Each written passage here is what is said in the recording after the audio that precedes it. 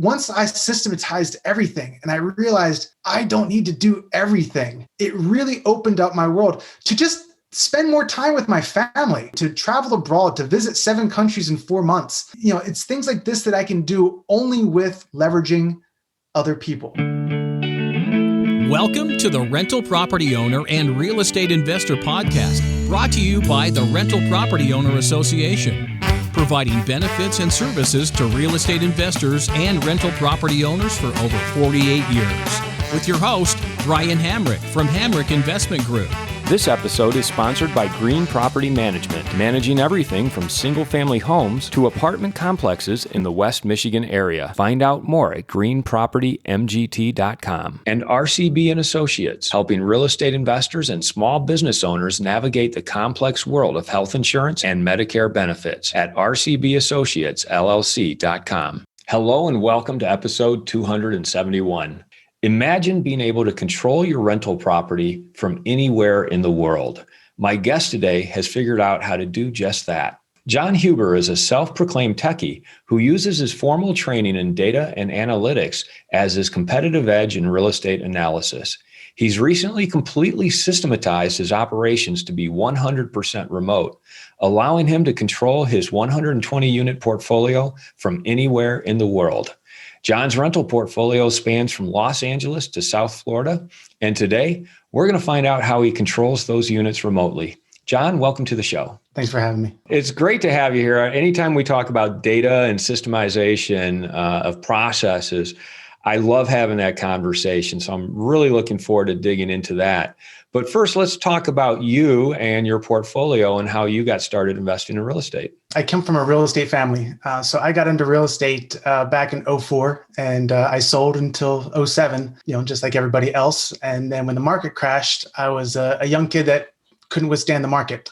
So I fell back on my degree, which is computer science and tech, and got into the tech world. Back in 2012, I was living in Los Angeles and purchased property out there because the market hadn't rebounded yet. And the company that I worked for actually went bankrupt, and I decided to move back east. I was already investing in South Florida because the market had rebounded pretty quickly in Los Angeles.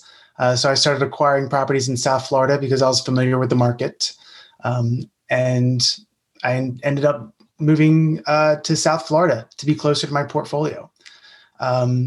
Acquired a couple more here, and then I was priced out of the market here at around 2015. So I needed to find a new area to start investing in because the market had rebounded here, and started investing in the Kansas City area. I had, again, used my data. I looked at the data. I found 5 markets that I thought would have been the best markets to go. And I literally went to all 5 of them, and I settled on Kansas City, and I'm so happy that I did. Great. So there's a lot to dig into there, starting with Los Angeles. Now, I used to live in Los Angeles up until 2005. And I know that, during the Great Recession, there were probably some bargains to be had, but still real estate is so expensive there. What did you buy, and was it even cash flowing? So I ended up buying a townhouse just outside Venice in Mar Vista, which is a great residential area. It's right where Venice, Culver City, and Marina Del Rey intersect. And it was a townhouse, and it didn't cash flow at first, but it does now. It's probably doubled in value, which is amazing. I mean, I'm never going to sell it. It's just amazing. And I have tenants in there right now paying $3,600 a month. It sounds crazy to be paying that much in rent. But yeah, that's the going rate out there. What did you pay for it when you bought it? I paid $455. Just a single townhouse? It's a townhouse. It's 2 bedrooms and a loft and 3 bathrooms, and with side-by-side parking, which is hard to find in Los Angeles. 2 spots in a gated garage. And it's one of 14. And I have the N unit, which is 100 square foot bigger than the rest. So I'm on the alley, so you get a little bit of privacy. And it's one of the 14 recently sold for about $900. So yeah, it just about doubled in value. So you have incredible appreciation. and you have cash flow now. I do have cash flow now. Yes. Does it scare you at all to have property in LA where, it's so in favor of renters and the taxes are just so high? No, and I'll tell you why. Because I offset my appreciating properties with cash flowing properties. It's so hard to find that unicorn that appreciates in value and cash flows a ton. So what I do is I buy appreciating properties and then I offset it with buying cash flowing properties that may not appreciate as well. So that I think that kind of takes the fear away from it, because if you look at your portfolio as a whole, it's fine. And ironically, I had tenants in that unit.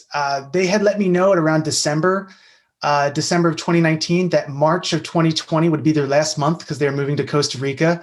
And I thought that was awesome because they were only paying $2,700 in rent. And I could only bring them up 3% a year because of rent control. Yeah. Mm-hmm. And I was excited because I'm going to be able to increase it almost $1,000. But then COVID happened, and they gave me a 3-month warning that March was their last month, and it just happened to nobody was moving in Los Angeles. But luckily, I ended up getting tenants in June. So I had a couple months that were vacant, which would crush anybody. But luckily, with my portfolio as a whole, it was fine. So no, that's why it doesn't really scare me. Earthquakes don't bother me, and it's fine. That's good. And it's interesting because you're investing both for cash flow with some of your properties. Sounds like your Florida properties, and probably I'm sure your Kansas City properties. But in LA, you're investing more for appreciation, and that's sort of a lot of people will say, no, you always invest for cash flow. But the truth is, and I've heard smarter people than me say this, the truth is, most of the money you make in real estate actually does come from appreciation. A lot of it does, but it really depends on what your goals are, right? Because if you're looking to replace your income because you want to quit your W-2 job, appreciation isn't going to get you there, and you need the cash flow. But if you're looking for, lifetime wealth, and you're happy at your W-2, and you just want something to, like a hobby on the side where you can, set up your retirement, then the appreciation would be. But you really need to think about what your goals are and what you're trying to achieve. Now I'm trying to achieve both. So I'm investing for cash flow and for appreciation. But instead of trying to find that unicorn, I'm literally just finding the properties that appreciate and the ones that cash flow. So talk about Florida. Did you move to Florida to invest in real estate there, or did you invest in real estate there because you moved to Florida? So I'm originally from New Jersey, and my family had vacationed in South Florida, Palm Beach County specifically, for years. So even living in Los Angeles, I was very familiar with the area down here. I already have friends from New Jersey because apparently everyone from New Jersey moves down here and still are in large numbers right now. So I was very familiar with the market down here. My family had a place to stay here, and I was here twice a year. So I figured, well, one of the next times I go down there, I'm going to check out some properties, because also the job that I had in Los Angeles did not have a 401k. So me wanting to plan for my retirement, I started putting money away. And also, when my property in Los Angeles had appreciated quite a bit, I took out a HELOC on that property. And I used that as a down payment on my next 2 investments in South Florida. What were those investments? So I ended up getting a single family home and a triplex. So you're about 4 or 5 units into your 120 unit portfolio now. Yeah. When did you start going bigger? I started going bigger when I got to Kansas City because the price point was pretty advantageous, and I could. It's like for the same price of getting a townhouse or a condo in Los Angeles, you can get a triplex or a fourplex in South Florida, or you can get, a 20 unit in Kansas City. It really just, the numbers worked out, but also it was easier to scale because when I started investing in Kansas City, I had gotten to the point where it's like, okay, I started using my own money quite a bit. I was able to start using other people's money. I had partnered up, me and another guy, and it kind of just gave us rocket fuel. And we started, once we started using other people's money, it really, really took off. And we were able to scale up quite quickly. So he and I, 50-50 in our combined portfolio have 92 of those units. So how many properties and syndications overall did you do? Well, 0 syndications. So we set it up as private money. So we ended up buying property outright. So then when somebody would say, hey, I have 20, 30, 40K that I want to invest with you, we say, hey, we have a single family home that we could put a note on that. So we always tie one investor to one property. And if somebody says, hey, I have 200K that I want to, it's like, all right, well, we own an 8-plex outright. We'll put a note on the 8-plex and just pay you the note so it's essentially set up like a refinance and they are the bank. So are you avoiding the banks altogether? Yes, but right now we are in the midst of refinancing a 34-unit complex. Really excited about it. We had used it to purchase, we used private money to purchase it, and we fixed this thing up. I mean, we have not taken a dime from our Missouri portfolio. Everything that we get as far as cash flow, we put directly back into it because we both have W-2 jobs. We don't need the cash flow. So we're putting it right back into the portfolio. So for the last 3 years, we've been fixing this up. We've been renovating each one of the units one by one as people move out, fixing the grounds, fixing the outsides. I mean, we've really, really put a lot of money into this thing. And just now, we are probably about 6 weeks away from, we've already talked with the bank and did our application, and we'll probably be completed in about 5 to 6 weeks for a refinance. So then we're going to take the short-term funding and apply long-term funding. Wow, good for you. So you're just stair-stepping, paying all cash, but while using private investors' money. Yeah. Now you're getting your first loan, though, your first proper loan. And we're not using Fannie or Freddie. We found a local bank that we're going to be working with. They're going to keep the loan in-house. So it's really exciting. It actually took me about 1.5 years to harvest this relationship. I tried refinancing other properties with them, but they're very weary because it's a small town and they don't really like out-of-state investors and they've been burnt before. But I keep going there, keep showing my face, I keep taking them out to lunch, and it literally took 1.5 years of harvesting this relationship.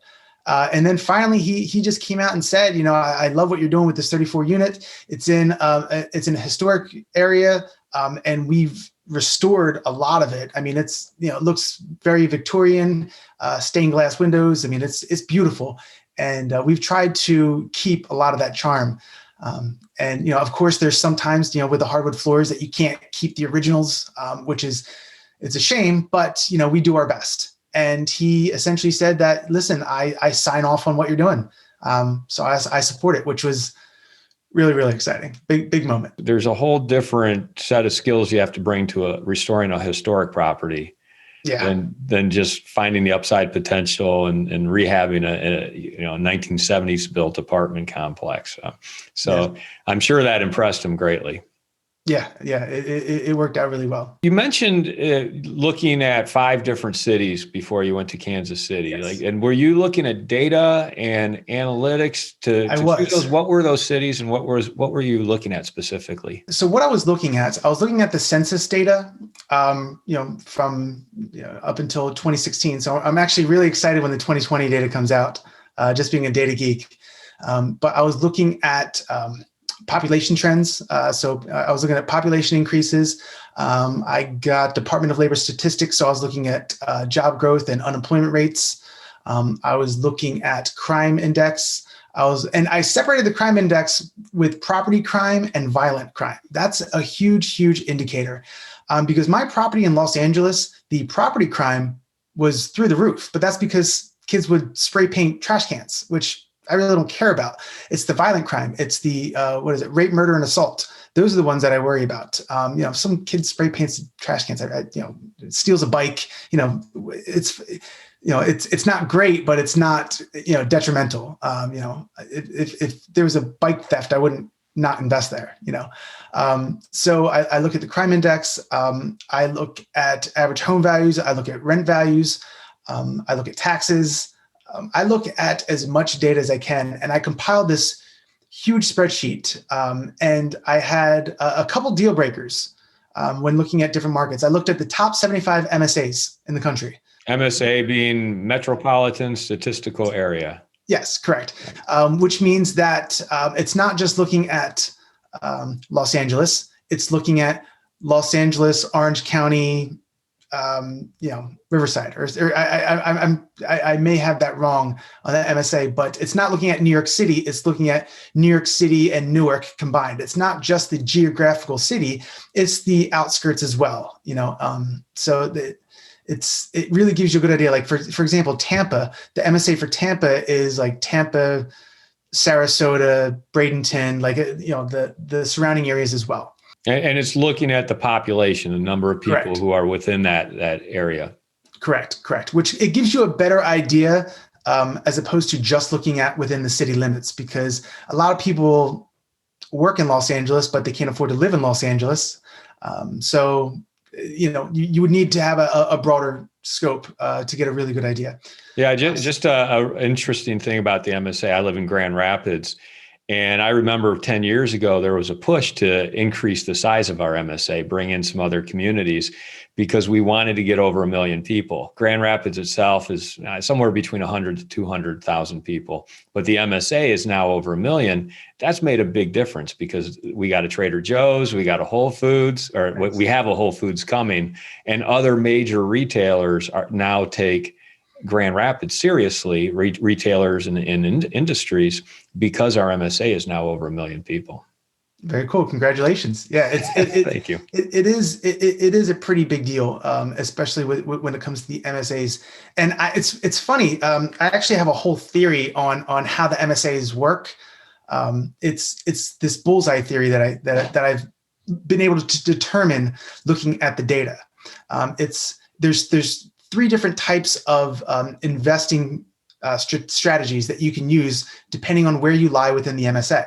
So in your primary market, which is like your downtown urban area, is really good for appreciation. You can buy a high rise and probably do nothing to it and sell it 2 years later, 3 years later for an appreciation, and just by doing nothing. So you can make money through the appreciation strategy. And then you have this outskirt, this secondary ring of suburbs, which usually they have great school zones. This is going to be great for your flippers because people fall in love with the school zone. They fall in love with the kitchen. They're emotional buyers. And you can actually pay a little bit of a premium if you really put in those granite counters and those nice amenities. So that's going to be your area for flippers. But then I believe there's that tertiary ring for your buy and holds. These are going to be a little bit more blue collar. These are going to be people that stay within the MSA because they don't want to miss out on any of the amenities, like airports, like sports stadiums, zoos. Right, exactly. Zoos, things like that, where you can drive in, but you can also drive right out. Now, in those tertiary markets, you're close enough where you're not missing any of the amenities, but you're far enough away where you don't have to pay a premium for being within that market. So that's where I've seen a lot of the deals and a lot of that's the area that I like to target. So back to those 5 cities that I was looking at, that was all the data that I was looking at. The deal breakers that I had were a declining population is an absolute deal breaker. People are leaving for a reason, right? Another deal breaker I had was if the income per capita was below the national average of a 4-person family, which is $26,400. So if you are below that number, you're not really making enough to be able to really support yourself and pay rent and pay all your bills. So that was kind of a deal breaker as well. Also, if the unemployment rate is twice the national average, or if the crime index was 3 times the national average. So those were my 4 deal breakers. The 5 cities that I came up with were Kansas City, Indianapolis, Charlotte, Atlanta, and Memphis. And for one reason or another, I basically came up just down to Kansas City. I thought Memphis was pretty saturated. I thought I missed the boat on Charlotte because it was pretty active. In Atlanta, I was actually really close to investing in Atlanta. I was checking out the Georgia Tech area by the Coca-Cola plant, and I saw some really interesting things there. But once I got to Kansas City, man, I knew it. I felt the buzz, and I knew that this was going to be my next farm. I'd like to take a moment to tell you about Green Property Management. Not only do they manage everything from single-family homes to apartment complexes in the West Michigan area, they also manage my entire portfolio. So I can tell you from personal experience that their unique flat fee management style is worth a closer look. If you feel that your property isn't operating to its fullest potential, then Green Property Management can help you take a holistic approach that will save you money, eliminate your headaches, and increase your net income. And if you're a property manager interested in applying Green Property Management's model, give them a call at 1-866-95-GREEN or visit them on the web at greenpropertymgt.com.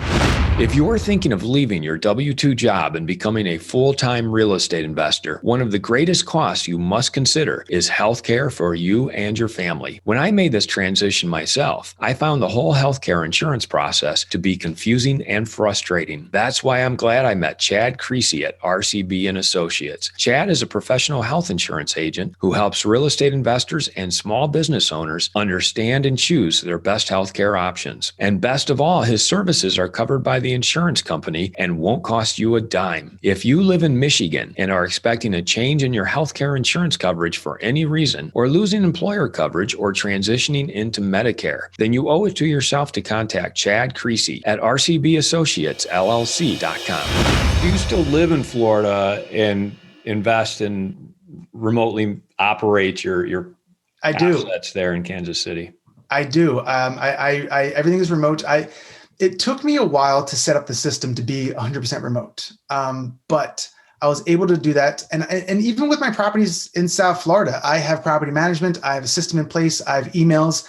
I never set foot really, and I have a system for that as well. But yeah, in Kansas City, I have the people in place. I've actually, there's a saying that you need like a certain amount of people, right? You need your bank, you need your property management, you need your contractor, and you need your acquisitions and your realtors. But I believe there's a fifth person that you need, and you need one person to make all of it stick. You need just another guy out there. And I have a guy in Kansas City. He actually writes checks on my behalf. He's signed off at my bank. He has a checkbook. He pays my contractors. He goes and makes sure that the job that they're doing, that they're on site. And he's really like my glue guy. He makes it all stick. And I wouldn't be able to do what I do remotely if it weren't for people like that. Are you managing your own properties remotely? I'm not. I have property So management. you have a property management company. So the guy that you have, what role is he? I mean, is he project management? I'm doing. I have a couple construction crews that are working at any given time. Just doing either turnovers or rehabbing some. Like if we have a vacant property and everyone moved out, we might gut the whole thing and just do it. And so he really he does the project management. He just makes sure that all the contractors are working when they say they're working. And if the contractor calls me up and says that the kitchen's done, they want to get paid for doing the kitchen, well, my guy's going to go put eyes on it. But also at the same time, if I call him up and I'm like, hey man, I got a lead that came in on a property for this address. I need you to go check it out because I need to make an offer on this thing in the next, X amount of time. So I got to move fast. So you got to be my eyes. And, he does it. He's essentially me if I were there. I'm a big believer that it's important to have that guy. Yeah. I even did an episode recently about, having that guy who you can say, oh yeah, I've got a guy there who can take care of it. How did you find this guy? And what kind of arrangement do you have with him? So he was a protege of one of my acquisition guys. So there's a realtor that I was working with out there. And he was like, hey, I got this protege, and he said he can find a guy to paint your place. And I'm like, all right, cool. Like, let me meet him. And I go there and he's painting it himself. He's like, listen, hey, I couldn't find anyone to paint it. So I figured I'd do it myself. I'm like, I love it. Get the job done no matter what. And through little things like that he was consistently doing, he was just always on top of things, just really great with people. Every time I said, hey, like I'm thinking about buying this property. He's like, oh yeah, I know that guy. It's a small town, so people know each other, and he's born and raised, and everybody, he knows everybody. He knows my bank, he knows my property managers, and he just from living there his whole life. Now the arrangement I have with him is 5% on whatever the construction bid is. So he'll go get me bids. He had to get me bids for a roof on my 24-plex. And he came back and he's like, listen, I got 3 bids. I don't like the most expensive and I don't like the cheapest. I think this is the best guy. And he, so if it's a $60,000 roof, he gets 5% of that, because to be honest, it's worth it. Because, if I don't keep my contractors honest, the price may magically sway 5% anyway. So I'd rather this guy be on top of it. He's taking pictures for me. He's sending them my way. He's getting other bids. He's doing other work. He's actually doing work that I'm technically not paying him for, like being my gopher when I have things that need to get done. But it all works out. Why would you rely on your guy as opposed to your property management company, whose responsibility is to be doing those things for you? We have been taking a lot of things off of his plate and putting them on the property manager. But I had a really, really, really bad property manager at first. They were just terrible. They had an occupancy rate of about 58%. They were just really bad. So I really needed him. Since then, and then also with the onboarding process of the new property manager, I needed him to basically assist the property managers in all the onboarding, because, 92 units of a combined portfolio plus another 12 of my personal, we're adding 104 units. That's quite a process. So he's been really, really helpful in all of that. But yes, we have been using the new property manager, and she's a rock star. My new property manager is amazing. I mean, she's taking it all on, and she's really, killing it.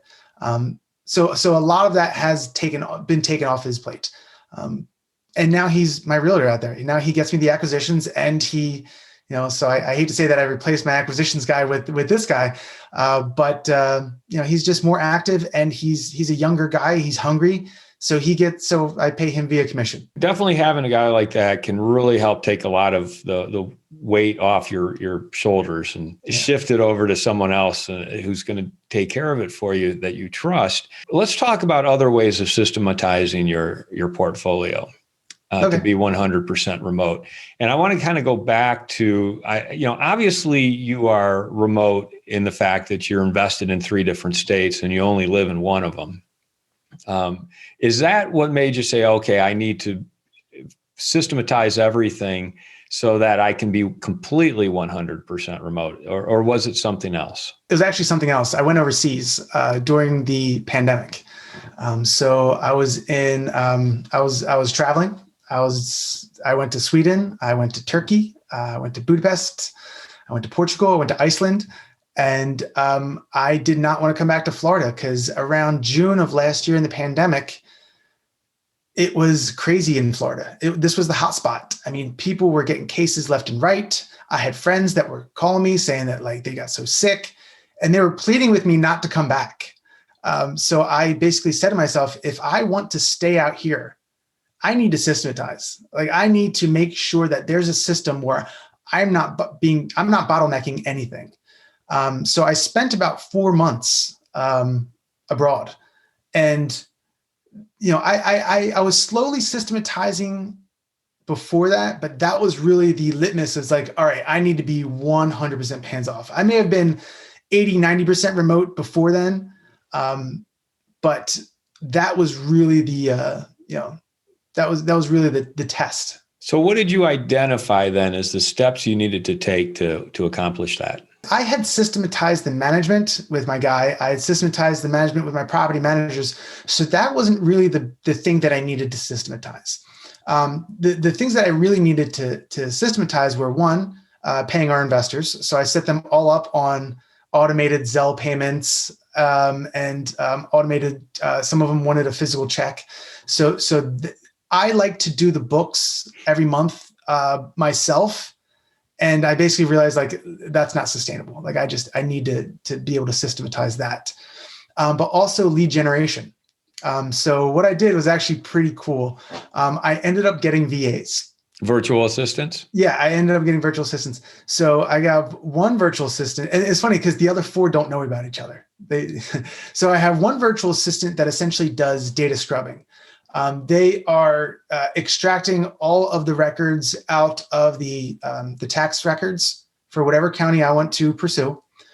So for example, I found a county in Texas that I want to pursue, or like a couple counties. So they extract the data. They literally take a data extract. And this is actually what I did and what I do, but I just trained somebody else to do it. So I made a recording of me on Loom, and it was about a 15-minute recording of me downloading the data. So you come across a couple 100,000 records of all of the property owners in that area. And then you start to filter it down, right? I only want people that have that are zoned for mid-sized multifamily. And then I want to see what the property use is, because I want to make sure that there's actually a structure on there. And then we essentially find all of the mid-sized apartment complexes, the 10 to 40s, the 20 to 60, or whatever it is for that county, whatever range that they have preset. And then we come across the owner, their mailing address, and the property address. Well, when you get to that level, a lot of this is in LLCs, and they are entities that own it and trusts that own it. So I taught them how to then cross-reference that name with the secretary of state, so you can see who owns the LLC. And then from there, you have to find out where their home address is. So I've even taught them how to look up the homesteads to see, you cross-reference the name and then find out how many properties that person owns, then find out where they homestead, and then that is the person's home address, because I want to send a letter to this guy's home address, not the address that's on the LLC. So that has actually increased our response rate. And then from there, I have another VA that— wait, stop. Let's focus on that first VA. Okay. So you accomplish teaching them all this in a 15-minute Loom, which is basically you recorded yourself doing it and shared that with them. They can watch it over and over again. But I mean, it was a lot of back and forth. It really was, because it's pretty complex what we're doing. So is it all using publicly available information? Yes, free. I don't have anything. I don't have any these accounts where you pay $15 a month and you can stalk people out. It's nothing like that. It's really just Googling someone's name, the city they live in, and you'd be surprised as to what you can actually find. So we're able to get people's home addresses, and find out where we can send them a letter, or the most effective address. Sometimes you can't get their home address, but you can find out an actual physical office as opposed to a PO box. Great. And then what were some of the other VAs that you hired? What are they doing for you? So then I have another VA that is handwriting the letters. So I have handwritten letters. And it's funny, I found him because he is a calligrapher.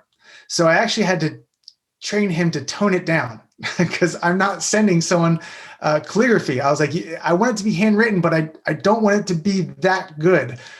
So that was actually pretty funny. So he sent me some samples, and I was like, all right, yeah, I like the sloppy one. So it's handwritten, and he writes them and he sends them to me from India. I literally have a package by my feet from India that my next mailers that need to go out. And this is just a mailer to the homeowner or Yes. the property owner saying, hey, I really like your property. I want to buy it from you. You know what? I've written over 1,000 of these. So I can tell you exactly what it says. It's pretty short. It's very to the point. It literally just says, Dear Brian, I want to congratulate on a successful real estate portfolio. Owning and operating 82 units isn't always easy. Your portfolio caught my attention with your property at 123 Main Street. I'm looking to purchase a property just like it. So if you know of anyone that's looking to sell a property similar to yours, please let me know. And I sign it, and I put my phone number and my email at the bottom. But the phone number is actually a local number to whatever area I'm looking to invest in. So I purchase a phone number for that specific area. So I have a Texas number because I'm looking to invest in Texas now. And then it just routes it to your actual phone. Correct. Are you the one who answers those calls? I am. So so my partner and I, we both have the app, and it rings on both of our phones, but generally I'm the one that picks up. So I've done this in about 7 markets. So I have about 7 phone numbers that go right to my phone. I use an app called Open Phone. It's $10 a line per month. So it's pretty simple. And, and then I also send the letter from the area as well. So I'm going to physically go out to Texas this month and I'm going to send it. So you're going to see a handwritten letter, a handwritten envelope with a local postmark with a local phone number. Little things like that have really increased our response rate. You've just given us some great tips, and it made me think of one tip that I really love that I heard somewhere in some training. But if you add a 1 cent stamp to the envelope, it gets a higher response ratio for some reason. Wow, that's pretty interesting. I just use the forever stamps, the American flag. Yeah, buy some 1 cent stamps and do this and let me know how it goes. Buy some 1 cent stamps, stick it right next to the forever stamp and see if people respond, if your response rate goes up. I can actually see that working because it makes it more authentic, right? Mm-hmm. Because if you're, and that's why we do the handwritten, because I don't care if you're a CEO or what you are, if you get to your home address when everything else, all the other spam goes to whatever LLC address you have, but to your home address, because I'll cross-reference it and I'll be like, oh, this is $1 million property on Zillow's estimate. I'm like, all right, this is definitely where the guy lives. So if you get there's no return address, but it's a handwritten envelope I think that you're going to open that no matter who you are. I get those, and the ones that look hand addressed and look more personal, I do open them just to see what's inside. Yeah. So when I wrote your introduction, I assume we'd be talking about how you systematized your portfolio to be 100% remote, where you're operating and managing. But I didn't realize that you had a whole business of content, direct to owner mail communication. Yeah, so I'm a little behind. So tell me what am I missing? Because this is very interesting that you're also doing this remotely as well. Well, I'll tell you this. The reason why this started is that I got tired of writing 1,000 letters because I've done mailers and I've done handwritten letters, and the response rate from a handwritten letter is astronomically better. Even if it's just to call me back to say, hey, I got your letter. I liked it, but I'm not going to sell. It's like, all right, great. There is definitely some sort of emotional attachment that people get to a handwritten letter. I get postcards all the time. And even if I get a nice handwritten letter to me, I'll reply to them. I'll be like, listen, I'm an investor. Let me know if you have any inventory, but I'm not going to sell. So I got tired of doing it because it's so time consuming and it takes so much time. It would take me a month to cross-reference, 300 entities on the Secretary of State, just to find, because you're spending 10, 15 minutes on every line, on every row. I loved it when I'd find 8, of the same entity that own 8 different properties, because I was like, all right, that's 8 lines that I just got rid of. Like, oh, geez, I got 292 left to go. So it would just take me so long. And also I'm doing it on nights and weekends because I still have a W-2 job. So, in order for me to get the things done, I needed to leverage people. I needed to find somebody to do it. But I also thought that, my limiting belief is that no one's going to do it better than me. And I found these VAs they're amazing. They do a way better job than I could have done. And they knock it out in like a week. I never knew the power of a VA until I hired one. Now I have a VA that does all my social media as well. Like just everything. He does his own content, and he'll post something on the Instagram, and then he'll put it on the Facebook, and then he'll put it on LinkedIn. I'm like, geez.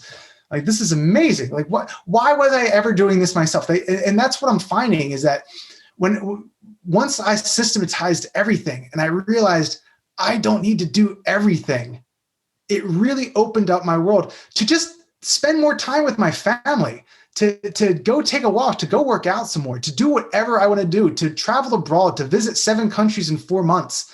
I'm going away again in a month. I can't wait. And it's things like this that I can do only with leveraging other people. That's fantastic. So much to dig into there. I think you've mentioned what 3 of your 5 VAs do. You have someone who does the handwriting, someone who does your social media, someone who does the cross-referencing with the public records. What do the other 2 do? Well, I have 4. So there's only one other VA, and they do underwriting. So I found an underwriter that's essentially, and I gave him a spreadsheet. Basically, hey, if I give you the OM, the offering memorandum, the T12, so the expenses for the last 12 months, and the rent rolls, I want you to give me an analysis. I want to know what's the most I can pay, what's the least I can pay, what's the best case scenario, what's the stress test? Because nowadays you need to stress test because people aren't paying. People are finding ways to not pay, but also we're in the midst of a pandemic. It's not getting any better, and I believe that there's going to be a lot of opportunity because even people like myself, there's a couple of properties I would love to just get rid of. Like they're just dogs, and my portfolio would be better without them. So once you get to a certain level, it's the 80-20 rule, right? 20% of my portfolio is killing me with 80% of my stuff. So I believe that there's going to be a lot of opportunity in the next upcoming months, and I want to be on the forefront of it. So I have another one that's just stress testing all the deals. Like, hey, we just talked to a broker. Hey, we just got a lead that came in. It will take me a long time to do the underwriting, and I can do the underwriting because it's just data entry. But I've leveraged somebody else to do that because it's just one of those tedious, time-consuming tasks that I'd rather have somebody doing it while I sleep. What are you going after? Single families, multifamilies? What kind of product? So I'm going after the mid-size apartments, the 20 to 50, the 20 to 60, because it's such an overlooked asset. It's too big for your novice investor and it's too small for your institutional money. The institutional money, they want the 80 to 100 plus complexes. And also it's a finite inventory. There's more 100 plus unit complexes than there are 40 unit complexes. And because it's the scalability, right? Once you get to 100 plus units in one complex, you can have an on-site management team. You can have a full-time maintenance team. So when it comes to those smaller mid-size, the 20, 30, 40 units, you're really reliant on a property manager. So it's not as cost effective. However, if you know what you're doing and you can manage it properly and you can manage the managers and you can set up a system, it shouldn't be any different. It's harder, but it being harder, there's less competition. There's people that are not actively going over this. So if you find people with institutional money, they want those larger ones. But if you find these novice investors that probably aren't at the level that I'm at, because I've been doing this for almost a decade, they're very happy with staying with, the fourplexes, the sixplexes. And I really believe that it's an overlooked asset. And I want to go back to the VAs because I know a lot of my listeners are wondering, where do you find your VAs and how much are you paying them? I found my VAs on Fiverr. Fiverr is an amazing, amazing tool. I've looked at some services that provide VAs because there's these services that vet them already. I believe there's one that I looked at, Riva, RVA. It's like real estate virtual assistant. And you can pay $10 an hour, and it's really, really cost effective. I wanted somebody personalized to me that I could train myself, that I could vet myself, and it took me 4 or 5 to find each role for each person.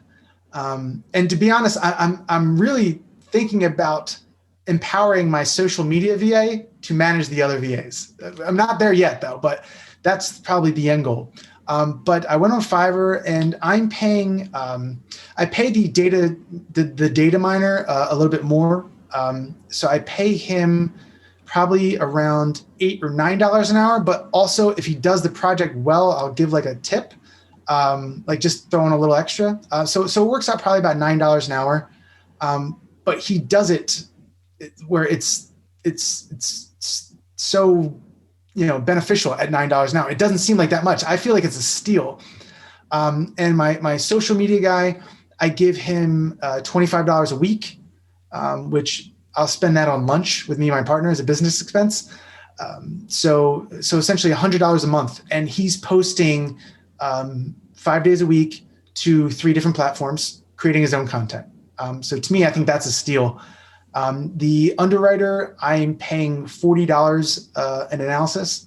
So I basically just give him everything and it takes him 2 days. And for $40, I have a thorough analysis. And I think that's a steal as well. And there's one more. The handwriter. Oh, the handwriter. Handwritten So, letters. so, so the handwriter, that's different because I have to give him the postage. So, it basically, the way it works out is about $1 a letter. So if he does 200 letters for me, it's like $200. So you still seem to think that you need to be the one who answers the phone. When are you going to give Yes. that up? Yes. I haven't been able to give that one up yet. Cause I really enjoy it. Like that's not something I enjoy. That's not really work to me. I do enjoy it. Um, I think that I'm good on the phones. I do. But me and my partner were talking about even having another VA just to do some dialing and picking up, because, as long as you have this open phone app, you can get the call. So it's actually really a really great service. So if anybody wants a number in a different area, it's $10 a line per month. So I believe we have with them, we have 5 lines, and then I have my own line, and then I have a Google Voice number. So yeah, I have about 7. But yeah, they're a great service. Text messaging, everything, the whole thing. It's just like a real phone, but it's just an app on your phone, but it rings on your phone. We've been talking about systemizing or systematizing your processes. The VAs are definitely a huge step in doing that. The guy you have in Kansas City who is boots on the ground for you is a huge step. Of course, your third-party professional management that you're using as well. Is there anything else that we haven't talked about that's allowed you to systematize?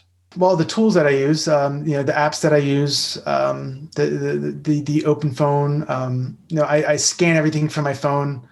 So I don't need a scanner. I Do do you scan it by just taking a picture, or are you using a particular app to scan? You can actually use, if you have an iPhone, you can actually use the notes. This is a little known fact. This is a cheat.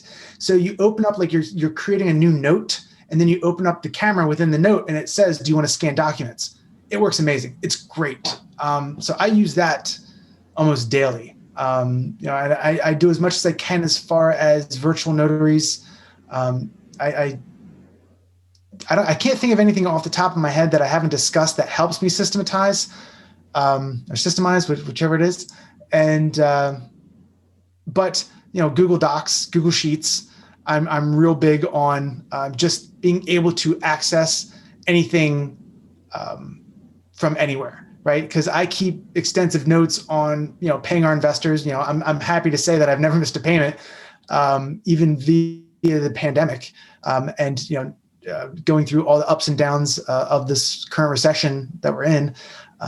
But I keep detailed notes. And we have a handful of owner financing deals that we're financing. So, I had there was a duplex and a single that I didn't want. So I wanted somebody's 24plex.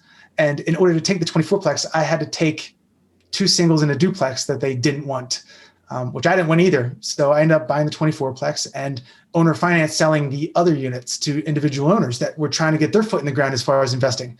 So I became the bank, and I keep notes every time they make a payment. I keep them on the spreadsheet for Google Docs or in Google Sheets.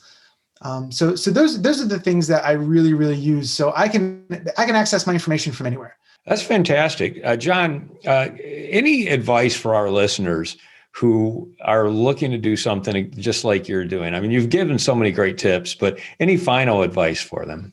Just get started. Really, it's all about mindset, right?